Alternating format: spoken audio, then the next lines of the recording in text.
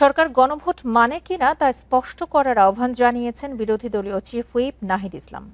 গণভোটের রায় না মানলে রাজপথ এবং সংসদ উভয় জায়গায় প্রতিবাদ জারি থাকবে বলেও হুঁশিয়ারি দেন তিনি। রোববার বিকেলে রাজধানীর ডিপ্লোমা ইঞ্জিনিয়ার্স ইনস্টিটিউশন মিলনায়তনে একটি ইফতার মাহফিলে এসব মন্তব্য করেন নাহিদ ইসলাম। বর্তমান সরকারকে বিগত ফ্যাসিস্ট সরকারের সঙ্গে তুলনা করে নাহিদ ইসলাম বলেন, আওয়ামী লীগ আমলে সংবিধানের দোহাই দিয়ে বিরোধী দলকে দমন পীড়ন করা হয়েছে। বর্তমান সরকারও একইভাবে একচ্ছত্র ক্ষমতা চর্চা করতে চাচ্ছে বলেও অভিযোগ করেন তিনি।